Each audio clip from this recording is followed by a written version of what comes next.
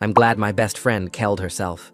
I sat in the auditorium listening to the principal tell 300 of us that my best friend Krista had passed away the night before. The whispering started instantly, but all I could hear was the most popular guys in school, Drew, Spencer, and Philip, laughing like they were at a barbecue instead of an assembly announcing the death of a girl whose life they destroyed. Krista told me what those three did to her 3 months before she died. I went to a party and Philip was there. He was being so nice to me, Adrian, asking about my classes, making me laugh. She said, and got this faraway look like she couldn't believe she fell for his charm, almost blaming herself for what happened. But then I started feeling dizzy, so Philip offered to take me somewhere quiet. I followed him upstairs to a bedroom. She pressed her palms against her eyes like she was trying to push the memory back inside. Spencer was already there, sitting on the bed like he knew I was coming. Then Drew came in behind me and locked the door. I felt something cold spread through my chest because I knew what she was going to say next. The real nightmare began from that moment on. Spencer held her down. She fought back. Philip's laugh rang in her ears loud and clear. When it was over, she said, Philip patted my head like I was a dog and told me I should feel lucky that guys like them even noticed a girl like me. She reported it the next day, but the officer kept asking what she was wearing, how much she had to drink, if she'd ever flirted with Philip before. Because those boys had bright futures, nothing happened to them, and Krista couldn't live with the fact that they won. 3 months later, her mom called screaming and crying that she found her daughter dead. So there I sat in that auditorium staring at Philip while he laughed with his friends and rage settled into my bones. I made a promise on that plastic chair. All 3 of them were going to lose everything they cared about, and I already knew who I was going after first. Drew, the one who locked that door, the one who went along with whatever Philip said because he was desperate to belong. He had this wrestling scholarship he wouldn't shut up about. His whole future was riding on it. What he didn't know was that I'd been paying attention to things he thought nobody noticed. I'll tell you how I got him. Because watching a coward realize his future is slipping away, that part was almost worth the wait. I waited 3 days after that assembly before I made my move. I had pictures of Drew in the locker room holding a vial and syringe that definitely weren't prescribed by any doctor. Pictures of him in the bathroom stall with his shorts pulled down, needle buried in his thigh. Even had pictures of him stuffing the vials and syringes into a false bottom he'd built into his gym bag. He was taking steroids, the kind that got athletes banned for life and scholarships revoked on the spot. I confronted him outside the gym after practice. Most of the team had already left, and Drew was walking to his car alone with headphones in. He didn't see me until I stepped out and blocked his path. He pulled out one earbud and gave me this annoyed look like I was wasting his time. "What do you want?" I held up my phone and showed him the first photo with the vial and needle and his face in frame clear as day. He actually stopped breathing for a second. Then his head whipped around to check if anyone else was nearby, and he took 2 steps back like I'd pulled a knife on him. "Where did you get that?" His voice came out high and tight. I swiped to the next photo. Him, mid-injection. Then the next. The gym bag with the false bottom exposed. With each swipe, he made this sound in his throat like he was choking on something. By the last photo, he had both hands in his hair and was pacing in a tight circle. "What do you want? Money? I can get you money. Just tell me how much." I put my phone away and looked at him. This was the guy who locked the door and took his turn with Krista, who walked out of that room afterward and went right back to the party like he hadn't just destroyed someone's entire existence. "I don't want your money, Drew." He started talking fast, words pouring out of him like he thought quantity would make up for quality. "Look, I know what this looks like, but everyone on the team is doing it. You think I'm the only one injecting? Coach practically ignores it because he wants the wins. This isn't even that serious." I let him finish his little speech before I responded. "Then you won't mind if I show him the photos tonight?" Drew lunged forward and grabbed my shirt with both fists. I could feel his hands shaking through the fabric and smell the panic sweat rising off his skin. "Please, you can't do this to me." I shoved him off hard enough that he stumbled and almost fell, then just stood there bent over with his hands on his knees like he'd just run a marathon. The excuses died in his throat, and I watched him realize that lying wasn't going to work, so he switched tactics. "It was Philip's idea," he said, and his voice cracked right down the middle. "What happened to Krista? Philip planned the whole thing. Spencer and I just went along with it because that's what we always do. Philip says jump, and we ask how high." Tears and snot smeared across his face. I don't even know why he wanted her so bad. I think he liked her or something. Or maybe she shut him down at some point, and this was his way of getting back at her. I really don't know. He never told us why. He just pointed at her, and that was it. He looked at me with red eyes like he expected sympathy. "I didn't want to do it. I swear I didn't want to do it. But you did." He opened his mouth to say something else, but nothing came out. So now I'm going to show everything to your coach. Drew's whole body crumpled. He dropped straight down onto his knees in the middle of the parking lot and grabbed my arm with both hands like he was praying to me. Please, he begged. I have to keep this scholarship. My dad works double shifts at the warehouse 6 days a week, and we still can't make rent half the time. My mom cleans houses until her back gives out. I'm supposed to be the one who gets out and pulls them out with me. If I lose this scholarship, my whole family loses everything. I pulled my arm free and stepped back from him. Krista doesn't get to leave this town either. She's in the ground because of what you did. He was full-on sobbing now, still on his knees in the parking lot. I'll give you money. I don't have it right now, but I can get it. I'll pick up shifts. I'll sell my car. Whatever number you want, just name it and I'll figure it out. I already told you. I don't want your money. The gym door swung open behind us, and his coach stepped out, looking from Drew on the ground to me standing over him. What the hell is going on out here? I looked down at Drew and watched him scramble to his feet, frantically trying to wipe the tears off his face before the coach could see them. He looked at me with this desperate hope in his eyes, like maybe I'd keep this between us now that we had an audience. Like maybe I'd show mercy. Actually, coach, I said, there's something you need to see. Drew lost his scholarship 3 weeks later. The school didn't mess around when it came to steroids. All those early morning practices and weekend tournaments and dreams of getting his family out of poverty, gone just like that. He tried to warn Spencer and Philip. Showed up at school the day after he got the news and told them I was coming for them next. They laughed in his face, called him paranoid and pathetic. Spencer's family had money and lawyers. Philip's last name alone was enough to make people look the other way. They weren't scared of some nobody with a grudge. That was their first mistake. 2 years. That's how long I waited before I went after Spencer. Drew fell apart exactly like I knew he would, because guys like him always do when the pressure hits. But Spencer wasn't Drew. This guy had family money, lawyers on standby, and parents who treated covering up his mistakes like a full-time job. I couldn't come at him the same way I came at Drew. That would be stupid. But 2 years is a long time. Long enough for someone to get comfortable. Long enough to make a mistake. And when Spencer finally made his, I was right there waiting. I couldn't go after Spencer in high school. He didn't have much to lose, and even if he did, his parents would be there waiting. When a girl at school accused Spencer of grabbing her at a party, his mother had lunch with the principal, and suddenly, the girl transferred to a different district. When rumors started about what happened to Krista, his father made a donation to the athletic department, and those rumors died overnight. You can't destroy someone who has an army of adults ready to bury anything that makes them look bad. So I graduated, moved away, got a job, and I waited for Spencer to step out from behind his parents' protection and build a life of his own. A life with something in it he actually cared about. Something his mommy and daddy couldn't just make disappear. 2 years after graduation, I was scrolling through social media at 3 in the morning when I saw it. An engagement announcement. The woman in the photo was Eloise. Blonde hair, perfect smile, ring the size of a small country on her finger. And standing next to her with his arm around her waist like he was some kind of prize, Spencer. He had that same smug face, same dead eyes pretending to be warm for the camera. His friends and family filled the comments with heart emojis and people calling them couple goals. I stared at that photo until the sun came up.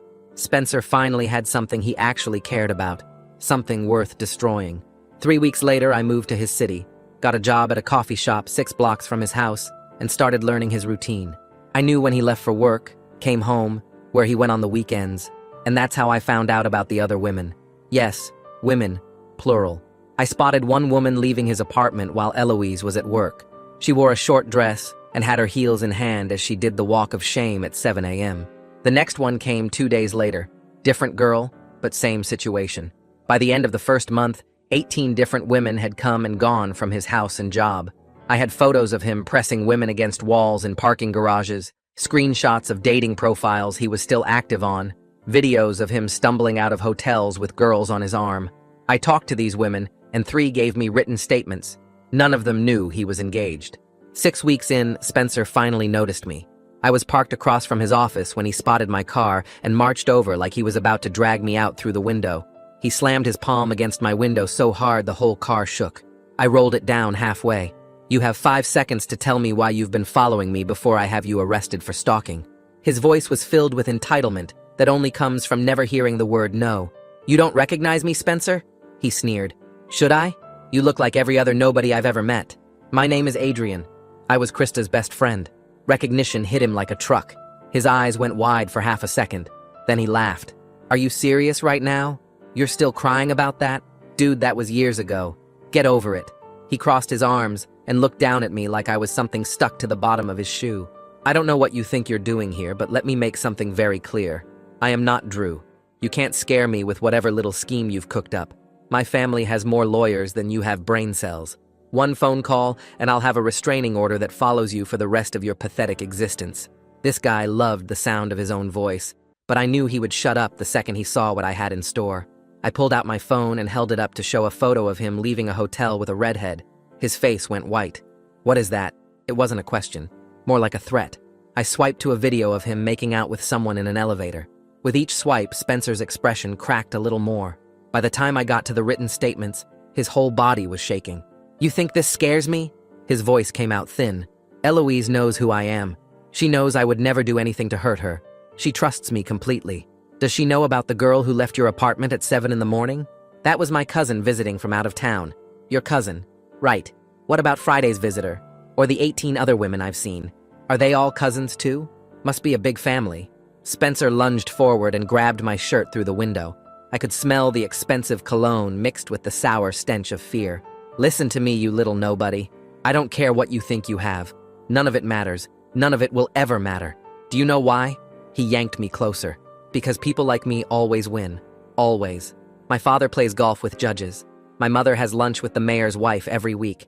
I could run someone over in broad daylight and walk away without a scratch. So whatever pathetic revenge fantasy you've been nursing for 2 years, let it go. You can't touch me. You never could. I peeled his fingers off my shirt one by one. I don't have to prove what you did to Krista. I just have to prove you're a cheater. And I have more than enough for that. You wouldn't dare. Watch me. I rolled up my window and drove away while he stood frozen on the sidewalk. What he didn't know was that I knew his engagement party was on Saturday. 30 minutes before it started, I planned to send everything to Eloise. That should give everyone time to arrive and get comfortable before the show. So Saturday night rolled around, and I parked across from the venue watching guests arrive in their expensive clothes. Spencer's whole family was there. Eloise's parents, friends, co-workers, everyone who mattered in their lives gathered to celebrate what they thought was true love. At exactly 30 minutes past start time, I sent all of it to Eloise. Through the windows, I watched her pull out her phone, watched her smile fade as she started scrolling, watched the color drain from her face as she clicked through photo after photo. Her hand flew to her mouth. Her whole body started trembling. Then she looked up and found Spencer across the room laughing with his friends like he didn't have a care in the world. The sound that came out of her wasn't quite human. Something between a scream and a sob that cut through the music and made every single person in that room turn to look at her. She marched straight toward Spencer with her phone raised like a weapon. What is this? She shoved the phone in his face. What is this, Spencer? He grabbed her wrist and tried to pull her toward a corner, but she threw his arm off of her. Baby, calm down. Whatever that is, someone's just trying to mess with us. Let's talk about this privately. Privately? You want to talk privately about the 18 women you've been sleeping with while I planned our wedding? Gasps rippled through the crowd. Spencer's mother pressed her hand to her chest like she was having a heart attack. His father's face went from confused to furious in half a second. Eloise, please. Spencer reached for her again. Those photos are fake. Someone photoshopped them. This is obviously some kind of setup. A setup? A setup? She scrolled to one of the written statements and read it out loud. I've been seeing Spencer for 4 months. He told me he was single and looking for something serious. I had no idea he was engaged until someone showed me the announcement. Her voice cracked on the last word. Is that fake too, Spencer? The room was dead silent. Every eye fixed on Spencer as he stood there, being unable to come up with a lie fast enough. Eloise's father stepped forward with murder in his eyes, but her mother held him back. 4 months. Eloise's voice dropped to something broken and quiet. I was picking out flower arrangements and tasting wedding cakes, and you were sleeping with someone else for 4 months. While I trusted you. While I defended you to everyone who said you weren't good enough for me. Tears were streaming down her face now. I loved you. I loved you so much I ignored every red flag, every late night, and every suspicious text. Every time something felt wrong, I told myself I was being paranoid, because you would never hurt me like that. She pulled the ring off her finger. For a moment, she just stared at it. Then she threw it at Spencer's chest so hard he stumbled backward. I hope she was worth it. I hope they were worth it because you just lost the only person who believed you could be good. She turned and walked toward the exit. Spencer lunged after her. Eloise, wait. Please. I can explain everything. His father grabbed his arm and yanked him back. Don't you dare, he hissed loud enough for half the room to hear. Don't you dare make this worse than you already have. Do you have any idea what you've done? In front of everyone? Her family will never do business with us again. This family's reputation is destroyed because you couldn't keep your hands to yourself. He shoved Spencer away from him. You're done. Do you hear me? Done. Don't bother coming home. Don't bother calling. As far as I'm concerned, I don't have a son anymore. Spencer stood in the middle of that room, surrounded by 200 people who were all staring at him like he was garbage. His mother wouldn't even look at him. His friends had already started backing away. The girl he thought he was going to marry was gone. The safety net he'd relied on his entire life had just been ripped out from under him in front of everyone who mattered. I watched him stand there alone in the middle of that room with nowhere to go and no one coming to save him. It felt good. Not as good as I thought it would, but good enough to keep going. 2 down. 1 to go. Spencer was destroyed with his fiancée gone and his father done with him. Philip was the next, but he was also the hardest. Some people think having rich parents and a powerful last name makes them untouchable. Philip certainly did. For 5 years, I hit nothing but walls while he graduated law school and landed his dream job like karma forgot he existed.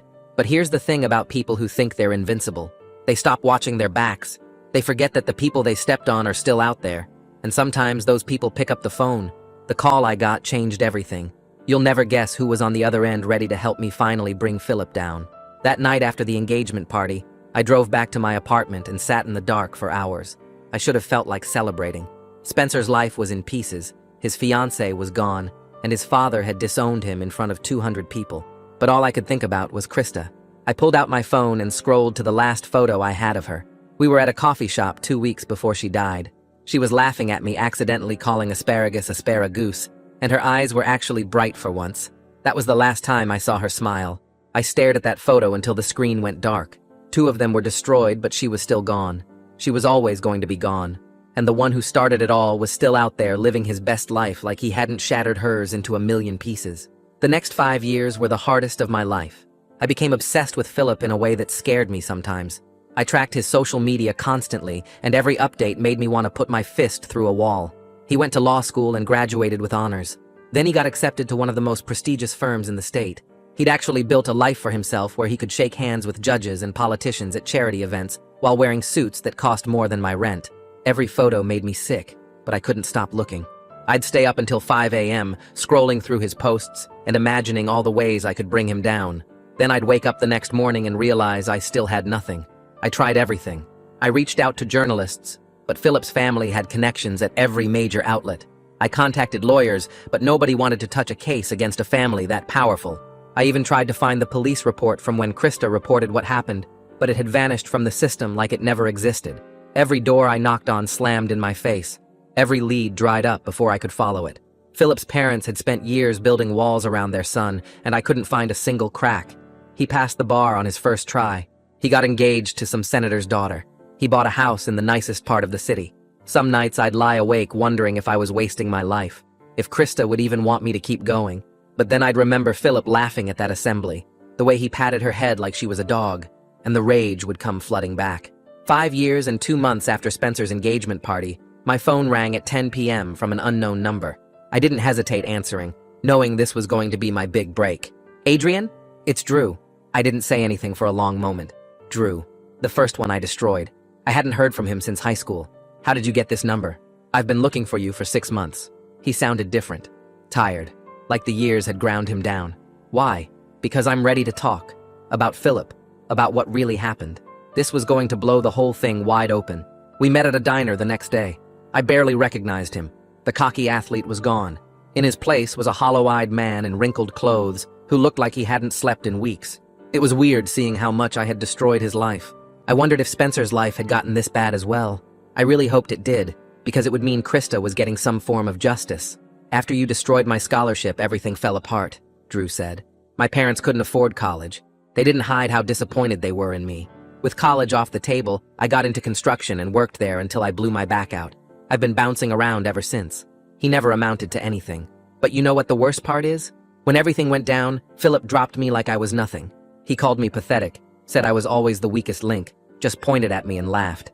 We were friends for 7 years, man. I spent 7 years doing whatever he told me. And the second I became a problem, he threw me away. If he was looking for any sort of sympathy, he wasn't getting an ounce out of me. I stared at him with the most stoic expression I could muster. I didn't regret a single thing I did to him. You said you were ready to talk about Philip, so talk. Drew sighed and pulled out his phone and set it on the table. I have something. Something I've been holding on to since that night. I was too scared to use it back then, but I've got nothing left to lose, and Philip has everything to lose. He played the recording. It started with Philip saying, "Lock the door. This is going to be fun." Then Spencer laughing like they were about to play a prank on someone. My blood went cold when I heard Krista's voice. It had been so long since I heard her voice, but I had never heard it sound like this before. Her voice came out small and confused, asking what was going on. She asked Drew why he locked the door and why they were looking at her like that. Like she was their prey, and they were hungry, rabid animals. She backed up as they approached her, and she bumped into furniture, trying to get away from them. "Relax," Philip said, and I could hear the smile in his voice. "You should be flattered. Guys like us don't usually notice girls like you." Spencer made a joke about how other girls would kill to be in her position. Drew laughed in the background, and then Krista started begging. "Please, please stop. Please don't do this." Her voice cracked on every word. She kept saying she wanted to go home. She kept asking them to just let her leave. I felt gross watching this happen.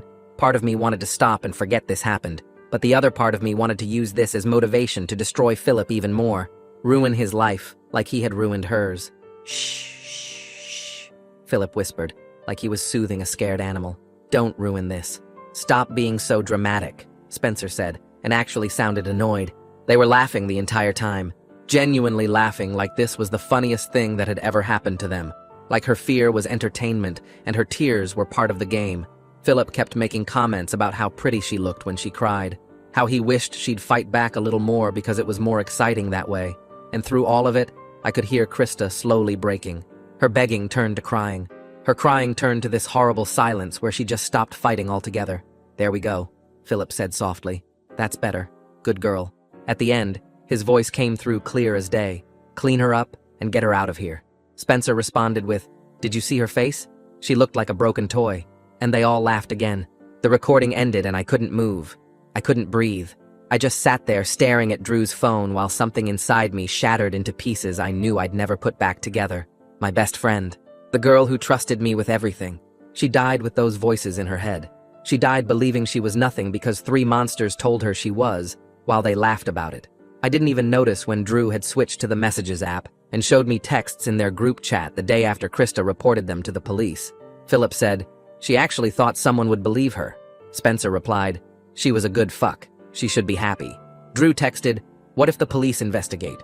Philip said, "They won't. My dad plays golf with the police chief. Who do you think they're going to believe?" Spencer said, "Besides, it's not like we ruined her. We made her more interesting. Now she has a story to tell." I actually swallowed my vomit. My hands were shaking so bad and my head was so dizzy. Why her? I just didn't get it. My voice came out broken. What did she do to him? Why did he want to hurt her so bad? Drew shook his head slowly. "I don't know. He never told us. We never asked. One minute we were drinking and the next minute Philip pointed at her across the room and said, 'That one. That's it. That's all it took.' No, there had to be a reason. A logical explanation. Some deep, twisted motive even. I refused to believe that's all it took. I didn't know the answer I desperately wanted would be so much worse. Drew let me sit with it for a while. He didn't say anything. He just waited until I wiped my face and looked up at him with something new in my eyes. Purpose. It was time to bury Philip. We spent the next 3 weeks building our case.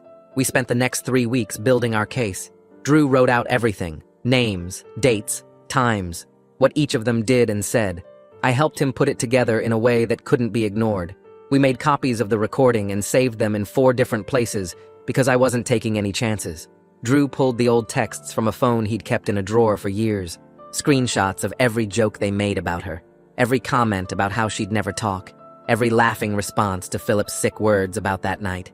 When we had everything, we sat in my apartment and stared at the pile on my kitchen table. "Where do we send it?" Drew asked. I'd already made the list. Philip's law school.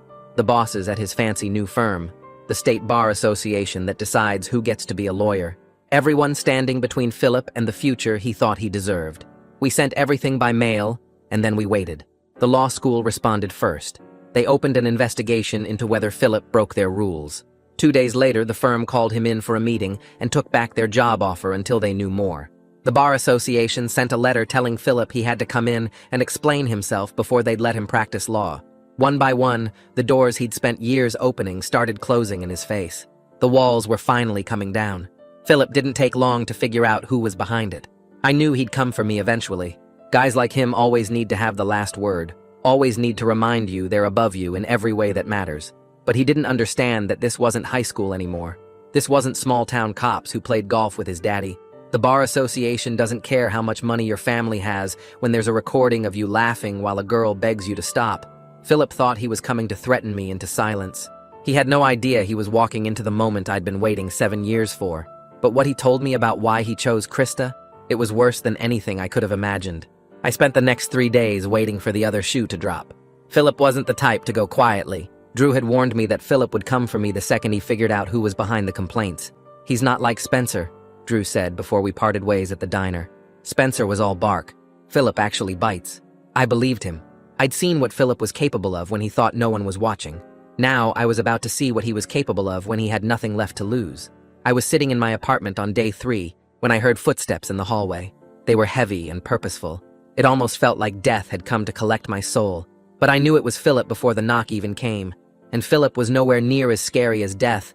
He was just an entitled, spoiled brat who never deserved anything he had. He pounded 3 times and hard on my door. I took my time getting up. Let him wait. Let him feel what it's like to not get what he wants the second he wants it.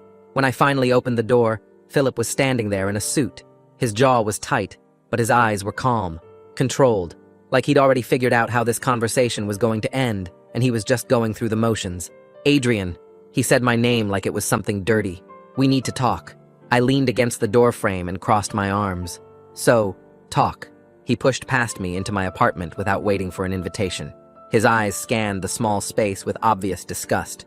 The second-hand furniture, the water stain on the ceiling, the stack of bills on my kitchen counter. Everything about my life was beneath him, and he wanted me to know it. You think you're clever, don't you? He turned to face me with his hands in his pockets. He was casual, like we were old friends catching up. Sending all that stuff to my firm, to the bar association. You really thought that was going to work? It already is working.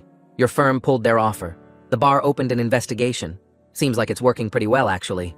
Philip laughed. Not the nervous laugh Drew had when I cornered him. Not the panicked laugh Spencer made when his world fell apart either. This was genuine amusement, as if I'd just told him a joke he found genuinely funny. You really don't get how the world works, do you? He took a step closer. My parents have been cleaning up messes for me since I was 12 years old. This is just another mess. A bigger one, sure, but still just a mess. They've already got lawyers working on it. Character witnesses lined up. A whole strategy to make this go away. He smiled that same smile I remembered from high school. The one he wore at the assembly where they announced my best friend's death. By this time next month, I'll have my license and a job at an even better firm. And you'll still be here in this dump wondering why you wasted 7 years of your life. I didn't flinch. Didn't look away. Just held his gaze and said the thing I knew would hit him hardest. This isn't small-town cops, Philip. The bar association doesn't care about your last name. They have a formal complaint with evidence. A recording, texts, a written statement from someone who was in that room. I handed everything needed to incriminate you on a silver platter. And the best part is that they have to investigate. It's not optional.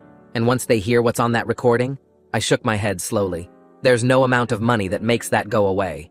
Something flickered behind his eyes. The first crack in that perfect confidence. He covered it quickly, but I saw it. I saw him realize for the first time that maybe this wasn't going to be as easy as he thought. That recording doesn't prove anything, he said, but his voice was tighter now. It's just audio. Could be anyone. Could be edited. My lawyers will tear it apart. Your lawyers can try, but the bar doesn't need proof beyond a reasonable doubt. They just need to believe you're not morally fit to practice law. And I think a recording of you telling a crying girl to be quiet while you assault her is going to make that pretty clear. Philip's jaw twitched. His hands came out of his pockets and curled into fists at his sides. For a second, I thought he might actually hit me. Part of me wanted him to. I wanted him to give me a reason to fight back after 7 years of swallowing my rage. But he didn't. He just stood there, breathing hard and staring at me like he was trying to figure out how someone like me had managed to corner someone like him. Why? The word came out sharp. Accusatory. Why do you even care this much? She wasn't your girlfriend. She wasn't your sister. She was just some girl you knew in high school. Why would you throw away 7 years of your life for her? Because she was my best friend. She trusted me, and she died thinking nobody cared about what happened to her. The words were thick in my mouth. You laughed at her death, Philip. You sat in that auditorium and laughed while the principal told us she was dead. He rolled his eyes. This guy had never experienced empathy before in his life. Do you even remember her name? I asked. Who cares? They're all the same. Her name was Krista. Whatever. The casualness of it made my blood boil. 7 years and he couldn't even remember her name. Couldn't even pretend to care about the life he destroyed. Why her? The question I'd been carrying for 7 years finally came out. Out of everyone at that party, why did you pick Krista? What did she ever do to you? Philip stared at me for a long moment. Then his face did something I didn't expect. It softened. Not into guilt or shame, but into something worse. Amusement. His eyes actually lit up. The corners of his mouth curled into this slow smile that made my skin crawl. He was enjoying this. He was enjoying watching me need to know. My pain was entertaining to him even now. You really want to know? I've wanted to know for 7 years. He tilted his head to the side and smiled. A real smile. The kind that reaches your eyes. And then he said the words, "Because the sun was out." I blinked. What? The sun was out. He shrugged like he was explaining why he ordered a particular drink at a bar. That's it. That's the whole story. My whole body went cold. That's not a reason. Sure it is. The sun was out. That's a reason. You destroyed her life because of the sun? I didn't destroy anything. She did that to herself. All that drama afterward, the cops, the crying, that was her choice. I just had a little fun at a party. He checked his watch like he had somewhere better to be. She could have moved on, gotten over it. Instead, she made it her whole personality, and then she made it yours too. That's not my fault. I couldn't breathe. For 7 years, I'd been searching for a reason. Some twisted logic that would explain why Philip chose Krista. Maybe she rejected him once. Maybe she embarrassed him somehow. Maybe there was something between them I didn't know about. I needed there to be a reason, because if there was a reason, then maybe she could have avoided it. Maybe if she'd done something different that night, she'd still be alive. But there was no reason. Philip didn't pick Krista because of who she was. He picked her because the sun was out. There was nothing she could have done differently. Nothing that would have saved her. She was just unlucky. That's all. Just unlucky. You're a monster, I said, and my voice came out hollow. I'm a realist. The world is full of people who take what they want and people who let them. Your friend was the second kind. That's not my problem. He headed for the door, but stopped with his hand on the knob. Drop this, Adrian. Walk away while you still can. My parents are going to make this disappear, and when they do, I'm going to remember who tried to ruin my life. You don't want to be on my list. He left without waiting for a response. The door clicked shut behind him, and I stood alone in my apartment trying to process what he'd just told me. Because the sun was out. That was it. That was the reason my best friend was dead. 3 weeks later, I got the call. The Bar Association denied Philip's license. They said he didn't meet the moral character requirements to practice law. The firm made it official the same day. No job, no license, no future in law. Philip's parents tried everything. More lawyers, more favors, more threats. But the recording was too clear, and the evidence was too strong. For once in his life, Philip couldn't make this disappear. The texts started that same night. You ruined my life. I know where you live. This isn't over. You're going to regret this. Then the calls. 3 in the morning, 4 in the morning. Heavy breathing, long silences. Sometimes he'd talk, tell me all the things he was going to do to me. How his family still had connections. How I'd never be safe. How he was going to make me pay for what I took from him. I didn't respond to any of it. I just screenshotted everything and saved the voicemails. More evidence if I ever needed it. But I wasn't stupid. I knew what Philip was capable of when he felt cornered. Drew warned me that Philip actually bites, and I believed him. So 3 days after the bar made their decision, I packed everything I owned into my car and left town. I didn't tell anyone where I was going. Just drove until the city was a dot in my rearview mirror and kept driving until I hit a place where nobody knew my name or my face or what I'd spent the last 7 years doing.